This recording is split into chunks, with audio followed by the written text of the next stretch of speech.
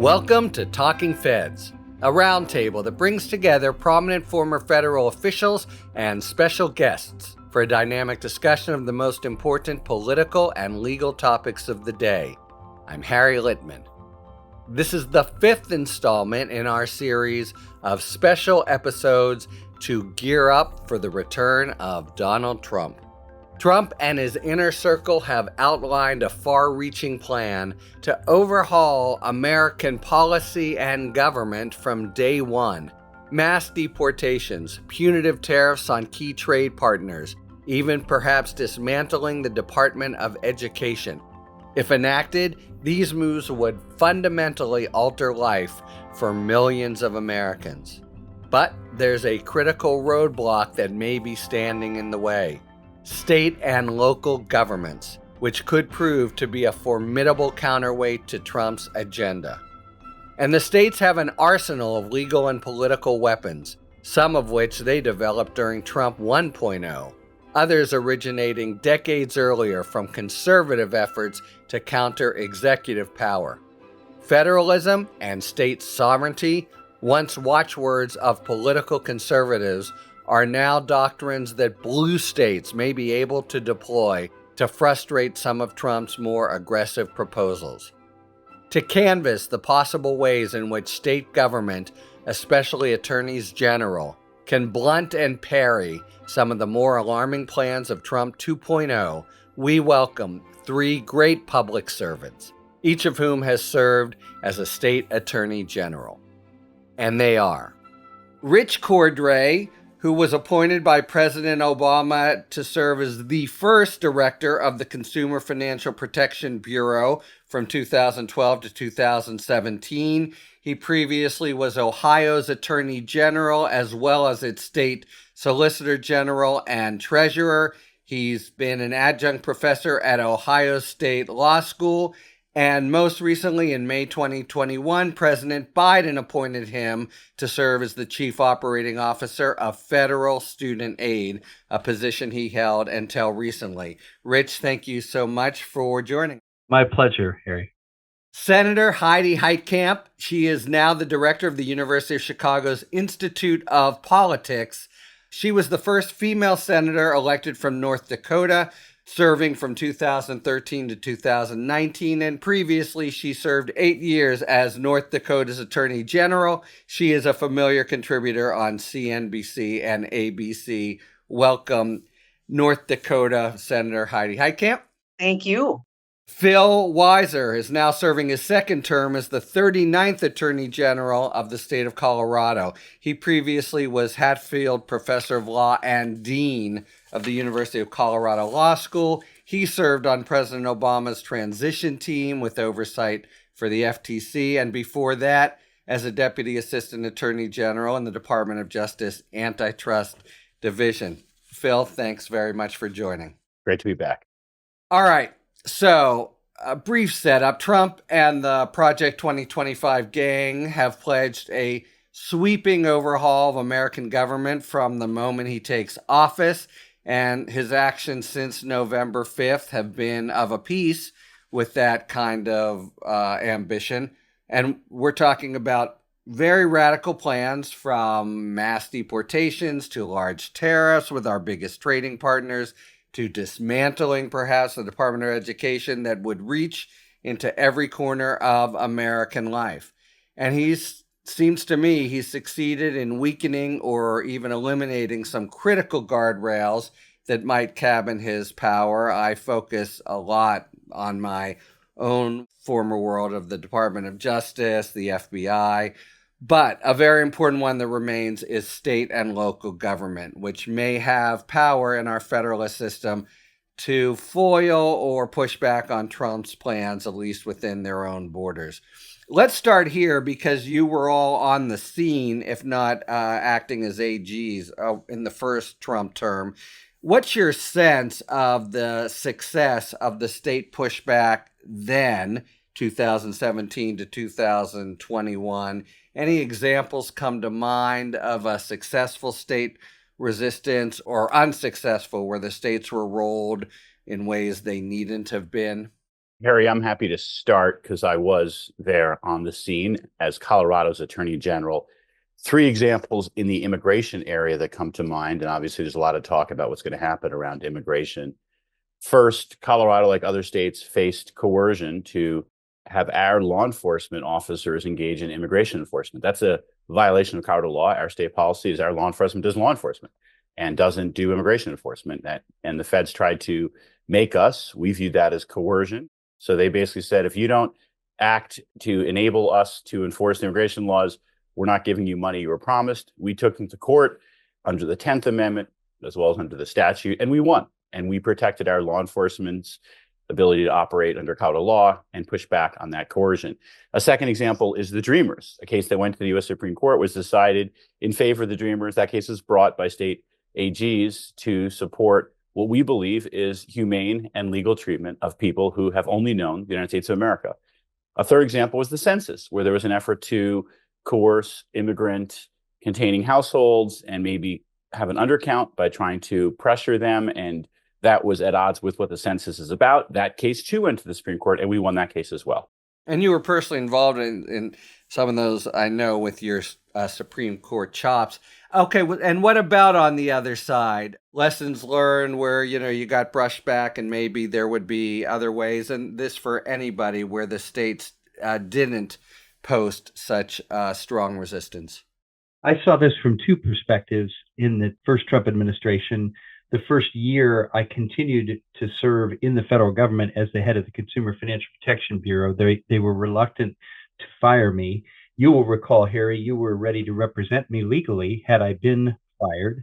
And we continued to push forward with protecting financial consumers in various ways, some more mortgage reforms and other things before I stepped down. Then in the second part of the first Trump administration, I was working with states, notably with California, to strengthen their consumer protection arm in the state government. And of course, the states are not subordinate units of the federal government. They are separate and independent sovereign states with their own authority and their own responsibilities and their own powers, as Phil now and Heidi previously and I, as state attorneys general, exercise those authorities. And we can go in a different direction, representing our constituents as we understand they desire us to do. And that may be a different view from what the federal officials are taking away from their constituents.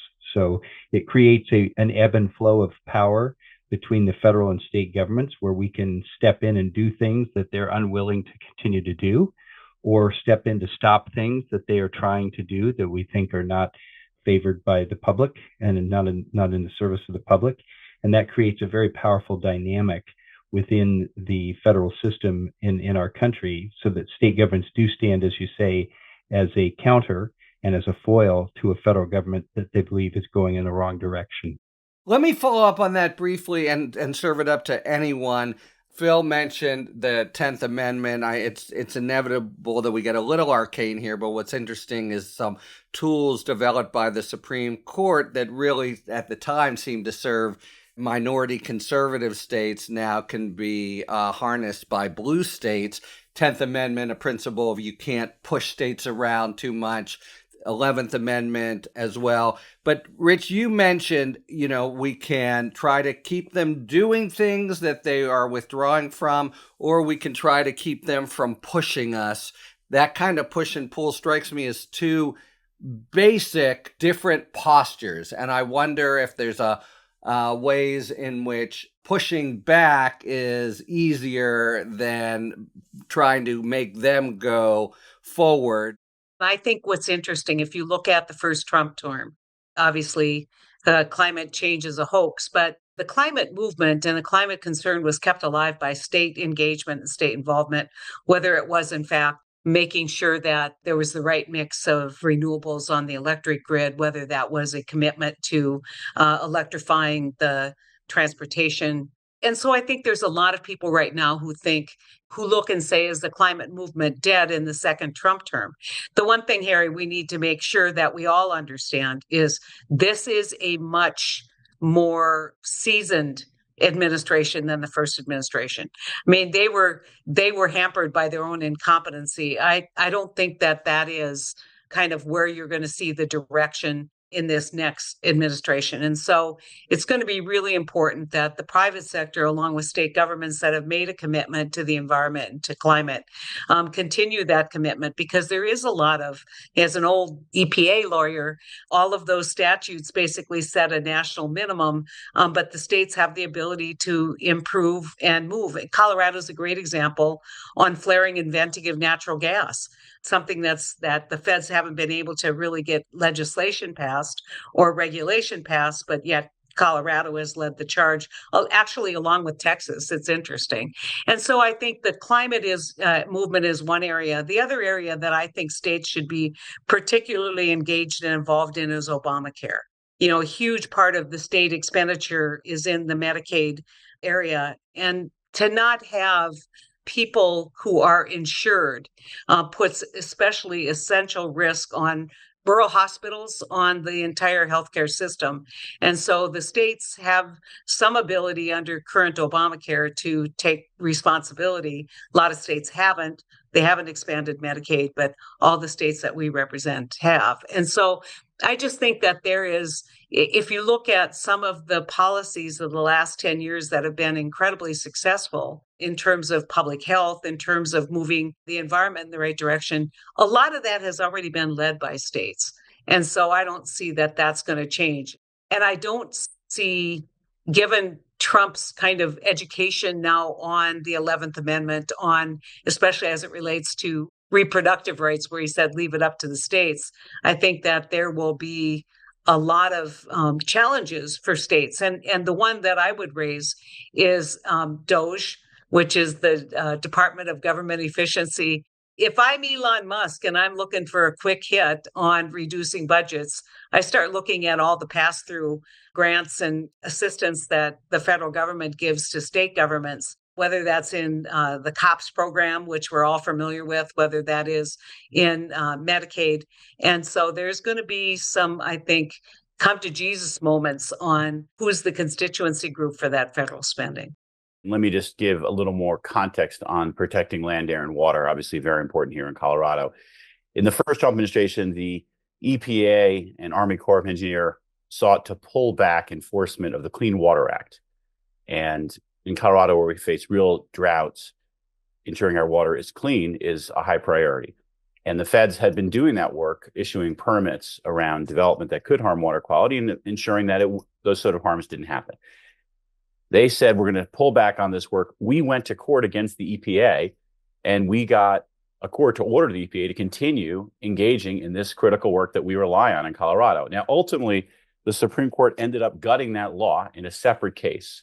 And so we had to stand up our own state Clean Water Act. And that's one of the ways I think gets to what Rich talked about earlier. States may have to stand up their own authorities to protect what we hold dear. In this case, our commitment to clean water. Other cases, it can be protecting consumers. Other cases, it could be protecting workers. That's something that we could happen again if they pull back the work they're doing. And Heidi's point is a good point as well about methane emissions and flaring that comes from oil and gas development. We have a methane rule developed in Colorado with industry and NGOs at the table. The EPA took our rule and made it nationwide, which is really important to Colorado because Wyoming, which has no state rule, emits methane to Colorado. And that's harmful to our health. So if they try to pull back that methane rule, which happened in the first Trump administration, we'll be in court once again defending the importance of that rule. And that's not work that we're waiting to do until the inauguration. We're preparing on a number of fronts. The protection of our land, air, and water is one. With other states, Phil? Yes, 100%. There's incredible collaboration. And this is interesting because we have both Heidi and Rich, who served as attorneys general before I did, both two giants in the area that we call SAGE, Society of Attorney General Emeriti. And they're very sagious, is I think the right word. I have great relations with my colleagues, and there's a real sense of like we're in this together. And on some issues like the Clean Water Act issue, Colorado may take a lead because it's so core to us. On other issues, it could be California, Massachusetts, North Carolina, depending on the issue. The one thing that I would say, and this will be like something that will be huge, and that is if the president tries to nationalize the National Guard. by that, I mean, I think he would have to invoke the Insurrection Act. And so when you think about what's the most extreme thing that this administration could do, there has been talk about, in fact, I think it might be in Project 25, of nationalizing the National Guard to assist. As Phil was saying, they weren't successful in coercing local and state law enforcement, but there is a national role for our National Guard, and that will be incumbent on governors to protect their prerogative as commanders in chief of the National Guard. And so talk about nationalizing the National Guard to enforce immigration laws. And to me, if you said, look on the horizon, what would be the most extreme case of overreach into state prerogative and state responsibility, I would say nationalizing the National Guard. Yeah, what a brouhaha that's going to be. I mean, that'll be one for the history books. Can you imagine, Phil, you talked about going into court, and that's obviously a big part of what AGs do. Is it usually state court or federal court? Do you prefer to be plaintiff or defendant? What, as a general matter, when you look at your options, what's the playbook? There's actually one area this is important to Colorado. It's water, actually. Water. The Reclamation Act says the federal government's management of water honors state property rights, and water disputes between the federal government and states has to be resolved in state court. So if there's a water dispute, we could have state court litigation, but I'm curious if Rich has other thoughts. A couple points that Heidi and Phil made, I think, bear some emphasis here. As Phil said, directly challenging the federal government as state officials to force the federal government to do things that it doesn't want to do tends to be a losing proposition. And even if you can get a court to say that the federal government has to do something, if they don't want to do it, they can just not do it very well. And the Trump administration was great at that. They would do things very poorly, which was as bad as not doing it at all. But the other piece of this, too, is, as Heidi and Philip both emphasized, it isn't just individual states against the federal government. The individual states that band together that are like-minded, and this is already happening, as Phil was describing, California, New York, Illinois, Colorado, Michigan, Pennsylvania. Suddenly you have a huge portion of the United States pushing in one direction and pushing back against the federal government. And if you're a corporation, you're national in scope, and you can't very easily bend yourself to do one thing in one part of the country and another thing in another part of the country. So you have to react to that dynamic of getting this push from the states that's different from the pull you're getting from the federal government. It creates very interesting dynamics, especially for corporate interests that have to try to accommodate that.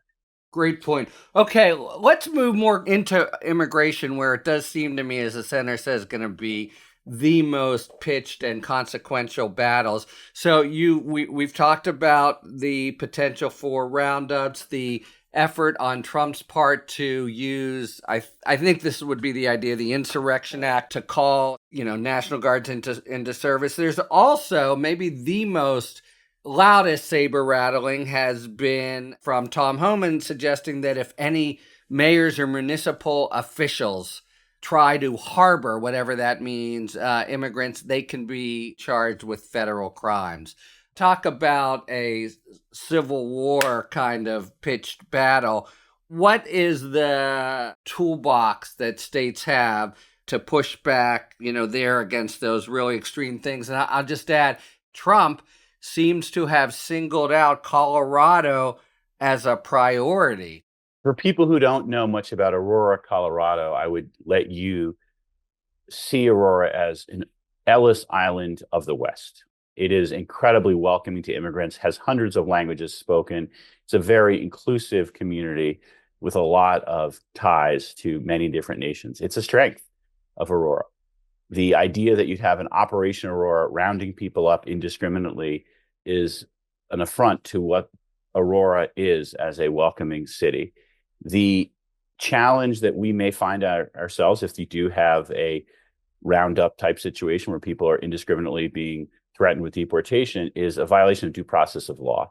And it's worth highlighting how performative what you're talking about is, Harry, and how irrational it is. There are people today who've gone through the entire process, who have been fully adjudicated and ready to be deported. They're on a wait list to get deported.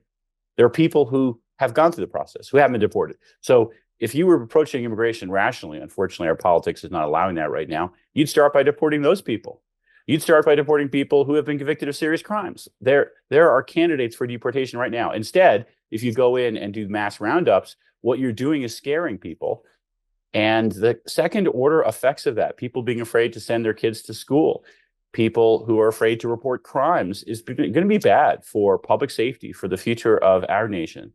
I am concerned about this, and we're going to protect American values, which includes due process of law, doing things the right way.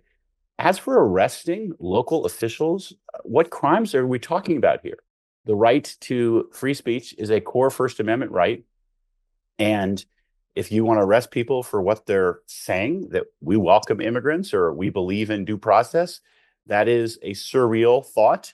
And I don't believe even the most conservative Supreme Court justices are going to countenance that type of basic violation of the First Amendment.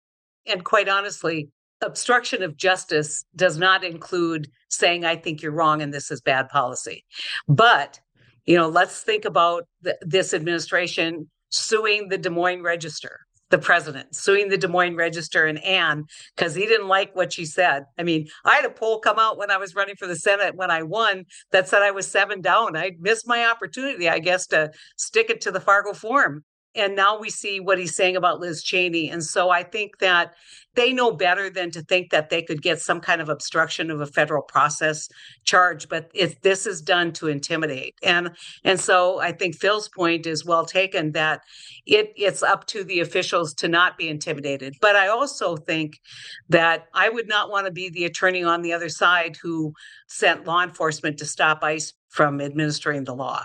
And so this has been a long-term problem. It needs a bipartisan broad fix. We did one of those in 2015. Paul Ryan didn't want to take it up over in the House. And so there's an opportunity here, I think, to have legitimate immigration policy. But what I think is amazing about this is that when you look at where undocumented workers work, they work in construction trades typically, and they work in agriculture.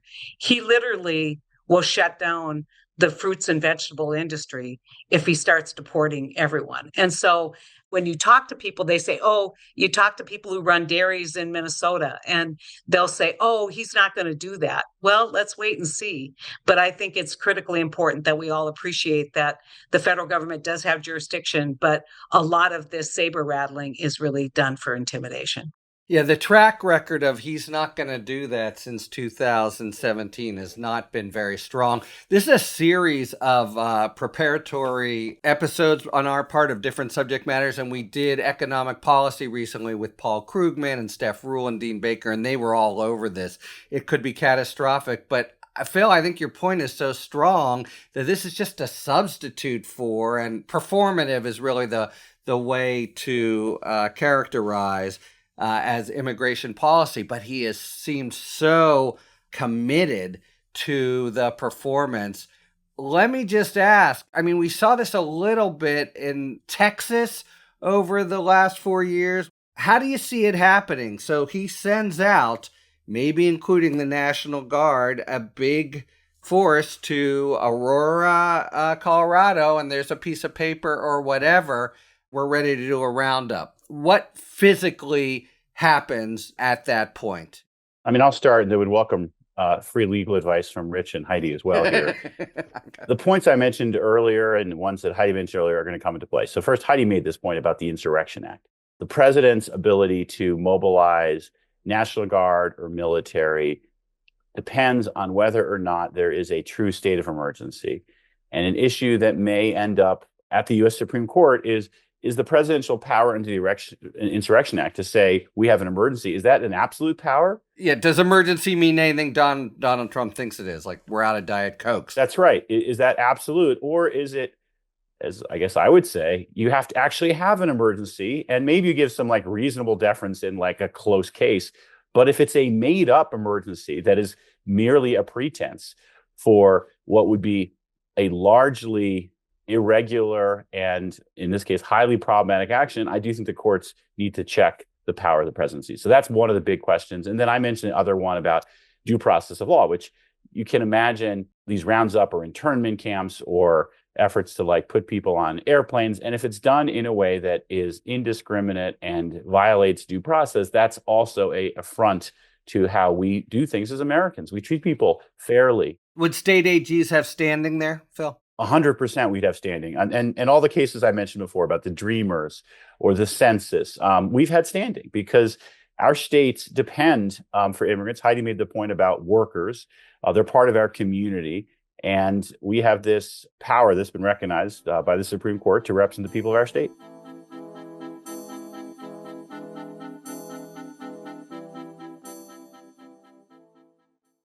All right, it is now time for a spirited debate brought to you by our sponsor, Total Wine and More. Each episode, you'll be hearing an expert talk about the pros and cons of a particular issue in the world of wine, spirit, and beverages. Thank you, Harry. Today's spirited debate comes with a bit of a twist as we look to the very top of the wine bottle and ask which is better, cork or screw top? At face value, people think screw top equals cheap wine, which, as it turns out, isn't exactly true. The reason for screw tops is to ensure the wine tastes as the winemaker intended. Cork, which has been used to seal wine bottles for over 100 years, is a proven way to age wine effectively by allowing minute amounts of air to come in contact with the wine. This slowly develops a softer texture and enhances flavor. Now cork, traditional as it is, has a downside called TCA, which causes something called cork taint. Now cork taint, while affecting a very small percentage of wines, can be a big disappointment, causing a musty aroma similar to the smell of wet cardboard and contaminating a great bottle of wine. We turn back again to screw caps, which are cork taint proof, of course, not to mention much easier to open, especially in a kitchen surrounded by witnesses. How the aging process affects wines with a screw cap is yet to be known as wineries continue to test. Whether it's a cork or screw top, at Total Wine & More, our guides will help you find the perfect wine to match your tastes. After all, it's not just about what's on top of the bottle, it's what's inside that counts. Thanks to our friends at Total Wine & More for today's spirited debate. Rich, let me ask you again, you've been in the court, 12 arguments or whatever. So to answer my question of physically, if they want to force the issue, is there really going to be a physical kind of collision between state and federal power and immigrants cowering on one side and a bunch of federal officials on the other? Or is it going to be, all immediately sort of repaired to courts? My guess is that it would be repaired to courts. It is hard to really grasp how complicated our system of government really is. The notion that federal officials, how many federal officials, what are we talking, are going to come into a community where there are state officials and also, is very importantly mentioned in this here, local officials, local police, local sheriff's offices, etc. Are they going to side with someone? Do they have a dog in that hunt? Are they part of that? It's going to be chaotic and confusing, and it will almost certainly immediately be repaired to a court to sort out with some sort of pause, I would think. So some of these nightmare scenarios are more conceptual than they are real, I think. But I do want to stress one thing that Phil was making earlier about this sort of fixation, perhaps, that Donald Trump has with Colorado. A lot of the politics for him is always personal. And remember, it was Colorado who challenged his right to be on the ballot. And no doubt that remains in his mind. And so Colorado may be very much on his horizon. The thing that we also have trouble understanding about our system is the same electorate, the broad American public, that has just elected Donald Trump through some configuration of numbers and votes to the presidency, has also elected all of these state and local officials, many of whom are 180 degrees opposed to Donald Trump. As Walt Whitman said about himself, it's true of American democracy, I am large, I contain multitudes, and those multitudes are not necessarily consistent with one another. The thing I want to add to this that's going to complicate it, and I know, Phil, you have this situation. You have, sheriffs in Western, in rural counties in Colorado who are very much aligned what happens when those sheriffs lend support under some kind of memorandum of understanding, and that is contrary to state policy. This gets complicated in part because of the subnational and sub-state entities that have jurisdiction. Well, there's a statement attributed to John Adams, among others, and pardon the gender language. We're a nation of laws, not of men. And it is a principle that for those of us who've been around lawyers, our legal system, it's a serious principle that we have to honor this rule of law, which means, and Rich talked about approaching the world from the Latin is ad hominem, based on who the person is, which is if I like Colorado, I'll treat you one way. If I don't like North Dakota, I'll treat you another way, or vice versa. That's the opposite of the rule. He loves North Dakota. There you go. Well, Exactly. you guys are going to have the Interior Department led by someone from your fine state. So that's a real issue that our nation's going to be confronting. And I'm still betting on the rule of law surviving this moment. And the principles are every case gets decided on the merits of the case, not based on who the parties are. That's core to what our nation's about. So that's sort of the bigger picture of what's at stake as we work through this time. I'll just say the odds are lower than they've ever been, and the stakes are higher. I'd like to talk a little bit about abortion, talk about, potential national conflagration. Maybe I can serve this up for you. He's making noises, is Trump, about, now that it's with the states, which of course is kind of a sophistry. But let's say there's serious effort to try to pass a federal ban that's fairly draconian, 6 weeks or so. What pockets of resistance are there in the states? What can be done, at least to preserve the less draconian policies in the states that have passed them? I know many states in the last cycle have fortified their abortion rights. Do we expect those to hold? And how do you see that working? I think Donald Trump knows that this is too hot to handle. And the last thing he wants to spend his time on is abortion politics. He's washed his hands of it.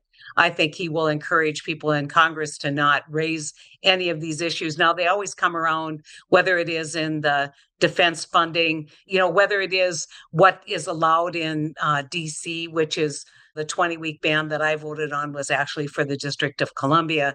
And so there's other ways for people to raise these issues. But I think the Republican Party got shocked by the backlash. And what's interesting is when you look at, kind of the immediacy of this issue in the midterms, it definitely had an electoral response. But even in states where, like Arizona, where it was on the ballot, people felt very comfortable going in and voting for abortion rights and then voting for Donald Trump. And so I think Donald Trump threaded that needle pretty effectively in the campaign, saying, I'm not going to do anything. I think that he has always appreciated that this is not something that he wants to get involved in. There's ongoing litigation, I think, and maybe Phil and Rich can speak to that about Texas cities or Texas itself wanting to get records and information from other states. That's going to be a big federalism issue, I think, kind of moving forward. Protection of data of women who travel to receive care, what can be delivered over the mail, what states are required to do in emergency rooms. The Idaho case was not resolved in terms of whether federal statute requires treatment of women who are experiencing troubled pregnancies in their emergency room. And so these issues are going to continue to percolate legally, but I really don't think that you're going to see a political response from Donald Trump. I think Heidi's dead right on this, that he feels he's done what he can do or should do, which is return it to the states. He doesn't want any more part of it. He doesn't want to make a frontal assault on the right to choose. He wouldn't have the votes in Congress to do that anyway. But they will be trimming around the edges, and some of those edges can get pretty rough for people in individual situations. And remember, although there's some cartoonish characters being nominated for cabinet positions, some of whom will get through, some of whom will not, there is a whole layer of very effective people working underneath with regulations, with administrative work to try to cabin these rights as much as possible. And the trimming around the edges could matter a great deal. We haven't mentioned what I think is the biggest issue, which is access to mifepristone. Mifepristone is used in Colorado in 2/3 of abortions. So it's medication, and this medication is proven to be safe over, we're now something like 25 years. And our argument, there's actually a case in Washington, is the current posture on mifepristone is too restrictive. That is to say, there could be even more relaxed use of what is a drug that's proven very safe without real concerns that when a drug is newer, for example, one might have. That is an expert decision the Food and Drug Administration has made. We are thinking they've been a little overcautious. That quarrel is about to get eclipsed. And there was actually reports recently that RFK Jr. may be willing to restrict mifepristone. And we don't know how far. We had a court case in Texas that said they would take it off the market entirely. If you read that court case, the language about abortion looks very much like an ideological perspective, not necessarily a hard-headed legal analysis or regulatory treatment of what is a proven safe drug. So I think that is going to be one of the big issues with respect to reproductive freedom that I'll be keeping my eyes on and will be fighting hard to protect. Phil, that case went to the Supreme Court, but the Supreme Court said that there wasn't standing from the plaintiffs, right? And then obviously the mail delivery of this. And just to remind people, I think in European countries, this is an over-the-counter opportunity for people to control their healthcare. So people who say, oh, this is a dangerous drug, not any more dangerous than a lot of other things that are over the counter, including a lot of our basically supplements that people take every day that we don't know what's in them because they're not regulated. I mean, it played and accurately really as an abortion battle, but in the terms in the law had to do with safety of drugs and the opinion from Judge Kaczmarek was really fanciful about whether the process had been gone through. Phil raised a point that I wanted to expand on because we think of AGs as mainly litigating in court, and that's the battleground. But this notion of standing up new laws, I think, could be really important in a whole kind of initiative. And Rich, I think your experience especially, so you steward and oversee a pretty wide-ranging, first of its kind, consumer protection law at the federal level, and we can expect the CFPB to have less power. I think the term Elon Musk used was deleted. Yes. Yeah, well, that's right. So give me your, maybe just illustratively, as one of the whole kinds of battlegrounds of actually standing up a whole new state legislation and in particular, say, in the consumer protection area.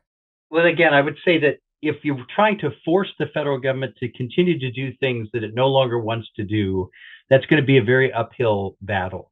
But much more plausible is for the state governments to step in and be doing what the federal government had been doing and doing it in its place. And generally, we're not writing on a blank slate on this as well. At the state level, consumer protection has been a core function of state attorneys general for 70 years, going back even before it was something that was done at the federal level. So you're not talking about plowing new ground. You're talking about going out to the field that has been plowed many times before and reinvigorating it. And that is not difficult to do because state attorneys general already know what they can do here. And it's a matter of possibly expanding some laws or reading them more aggressively to do a bit more because the federal government is doing less. Well, but they need to harness state legislatures and state political mechanisms, no? Not necessarily. The state consumer protection laws are quite broad, quite general, and have a lot of authority. They are used less by some states than by others, but there's a lot of room there. Again, we're not building on a blank slate. We're building on already a pretty significant tapestry of authority and power. So I think that's a very, very plausible way to proceed. And then the other thing is stopping the federal government from doing things you don't want it to do. Those are straightforward, fights in court. There will be many of those fought out under this new administration. In the consumer protection area, it will not be a matter of stopping the federal government. It'll be a matter of states stepping in and doing more because the federal government is doing less. Yes. This was a great move in the consumer protection law that involved the creation of the agency, the Consumer Financial Protection Bureau that Rich headed up. state AGs have enforcement authority. So this is something that, to Rich's point, it's immediate.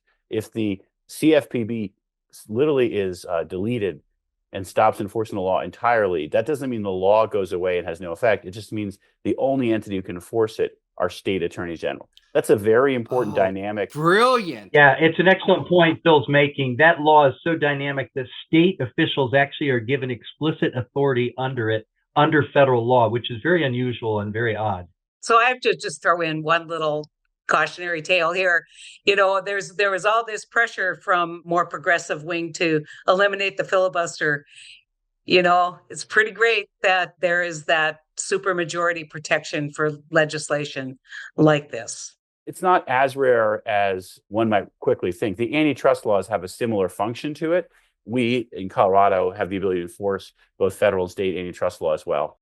I want to make this point because I think Phil has mentioned it several times, but like-minded attorneys general, when they get together and they agree, they can be a very, very powerful group of people. I think Phil and Richard weren't there when I was attorney general and we did the tobacco settlement, but it was the first kind of really robust enforcement of consumer laws. And it showed the power of working collectively. And I know that there will be tons of attorneys general across the country who will be working with Phil and looking at who can take the lead and how they can spread the work around. So just understand that there is a lot of great support in that club. It's not as unified as it once was, but it certainly is still a very, very powerful collaboration. And I'll just add the counterpoint. I'm the Debbie Downer generally these days, which is there's also the parallel kind of movement of clusters of 15, 16 Republican AGs. Those were the ones who say lacked standing in the case I believe that you were talking about. But yes, when you sort of do this whole big scorecard lineup, it's really important to think about the combined power of the different AGs. That, to me, you would know better, but I think that's become such a big theme in the last 10, 15 years, including with the growth of the National Association of Attorneys General. All right, so many more areas that are going to be really important, but I really want to talk briefly about healthcare because it's been raised. And, we have a lot of really important policy differences in blue states and red states that really affect people's lives. You've got life and death issues, and at least the example from Trump 1.0 is absolute dereliction, leaving the states to their own, but then also incredibly ineffective federal policy and lack of leadership. If another kind of crisis along even less than COVID comes up, what can states do to just protect their citizens from a federal government that doesn't inspire confidence? I'll start being in this role. The first thing I would say is some states have independent authorities in key areas, other states don't. So in Colorado, we're having to build that authority. I mentioned the Clean Water Act. We've had it on air quality. Other states, for example, might not have their own state OSHA, which is about workplace safety. And one of the questions that states are going to have to face right now is how much can we rely on the federal government for critical functions that they've done in the past? And that is an area that we're going to keep looking at. Healthcare is a good one. Heidi mentions it's a joint area. There's a lot of reliance. For example, some states have reliance on the federal exchanges. We have our own here in Colorado. That's going to get strained potentially. And the work of the federal government as a partner to the states is going to get tested. We're going to have to see. I do think there may be some areas of good collaboration as well. You mean collaboration with the feds, Phil? Are you saying? Yes. Yeah. So during the first Trump administration, I worked with the FCC on addressing robocalls. I worked with the FTC on antitrust. I worked with other agencies on promoting innovation. But weren't those denizens of the deep state who are going to be uprooted now? We will see. It's going to be interesting to watch. We don't know. This is obviously a uncertain, challenging time, and we're going to be ready for wherever things land, and you have to take them case by case. I think there are areas where there are, kind of, if you look at what was said during the campaign by Donald Trump, whether it's capping interest rates on credit cards, which absolutely needs to be done. Elizabeth Warren jumped on that, good on her, saying, I'm willing to work with you on this. And so I think to Phil's point is, what are they going to do with antitrust? What's going to happen with the Google case, for instance? Are they going to continue that litigation? What's it look like in terms of farm equipment consolidation and farm consolidation and antitrust actions there? I think one area that's going to be interesting is the technology area. Going forward, trying to find some unified protection, I think, for consumers, but also some interstate commerce rationale for kind of unified policies. And so a bunch of technology bills were stalled in the House because Nancy Pelosi wouldn't agree to preemption. And so this is going to be a whole nother issue, which is when you look at preemption and what the Congress is going to do under the authority of the Interstate Commerce Clause, what are they going to do to restrict this? One area that we haven't talked about that I think is going to become huge is going to be Title I in the education area. And the commitment that the federal government has made to providing Title I resources to states to basically equalize education for children with disabilities and learning challenges, is that going to continue under DOGE? So there also may be this incredible shifting of responsibility for certain programs that we've relied on the federal government, like Title I, back to the states. And that's going to create really unequal education across the country, because I can tell you it's really likely that Minnesota will continue their commitment. Who knows what North Dakota will do? And so where do children with disabilities go to school, and where do parents go to get an education for their children, especially in rural counties? So this is going to be a really challenging but unique time in that federal-state relationship. Yeah, I mean, panoramic. And have we canvassed everything that comes to mind on the specifics of a healthcare crisis, if it's COVID 2.0 with Trump 2.0? There was the extension of the subsidies for the exchanges that were utilized across the board in all these states and made health insurance affordable. They are going to go away. And it's going to be interesting to see the uptick in uninsured. And that uptick in uninsured is going to put huge stress on state budgets. We rely on the federal government for so many different ways, including, we talked about approval of drugs. I just talked about funding, expertise and guidance for a range of scenarios. If we see deleting or defunding or shutting down of the federal government, we're all going to feel it. It's going to be hard on people in all our states. I hope we can continue to have the federal government as a functioning partner. If it doesn't happen, it's going to be a really hard time. It's a long-standing dynamic. We've seen this playbook run under the Reagan administration 40 years ago, where they returned things to the states but didn't provide funding for them. And that's another way to undercut public policy. And I want to make one point, just taking up what Heidi said, was there's going to be one very effective way that the Trump administration can right away shut things down that is not really going to be, can't be parried, which is just stopping lawsuits. They just come in.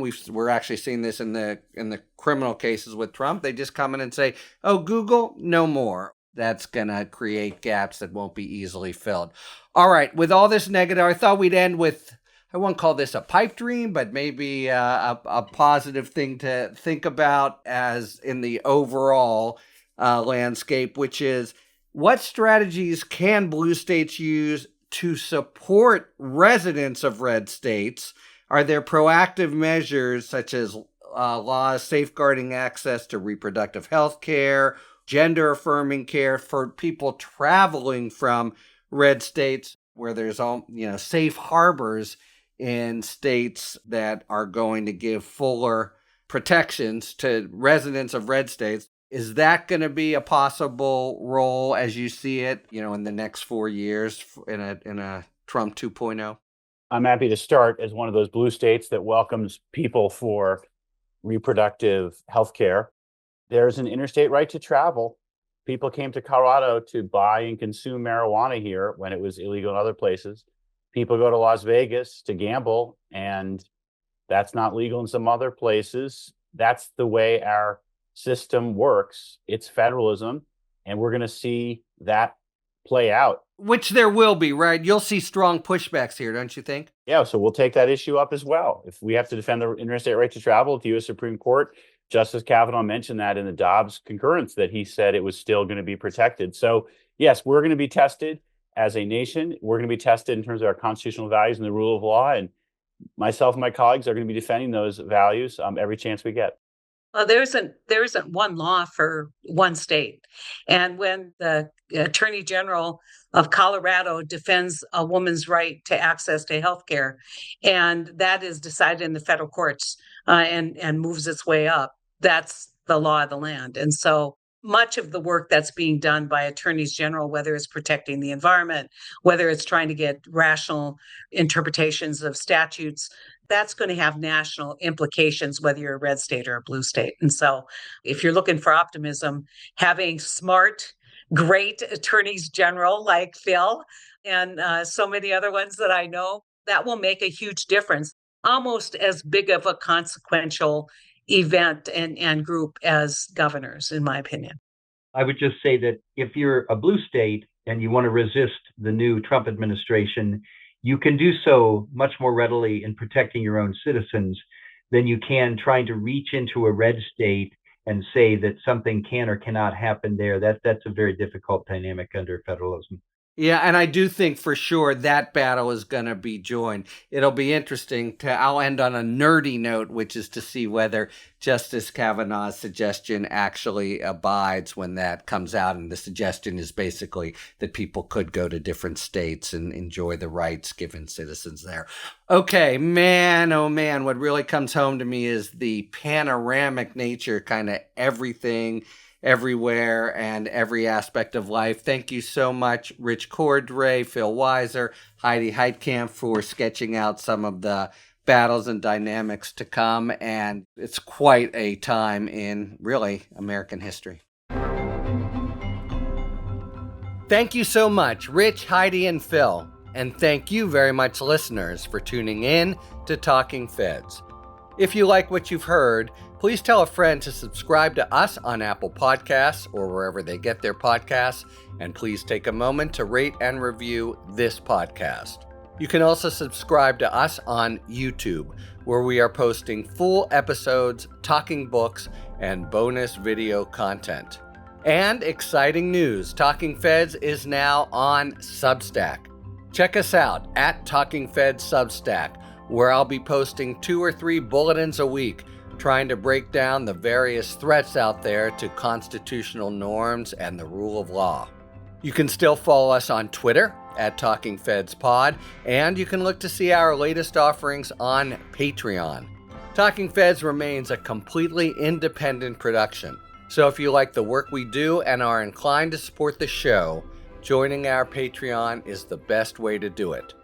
Thanks for tuning in, and don't worry, as long as you need answers, the Feds will keep talking. Talking Feds is produced by Catherine Devine. Our associate producer is Becca Havian. Sound engineering by Matt McArdle. Rosie Don Griffin, David Lieberman, Hamza Mahadranathan, Emma Maynard, and Hallie Necker are our contributing writers. Production assistance by Akshaj Turbailu, Genesis Magpayo, and Sebastian Navarro. Our music, as ever, is by the amazing Philip Glass. Talking Feds is a production of Delito LLC. I'm Harry Littman. Talk to you later.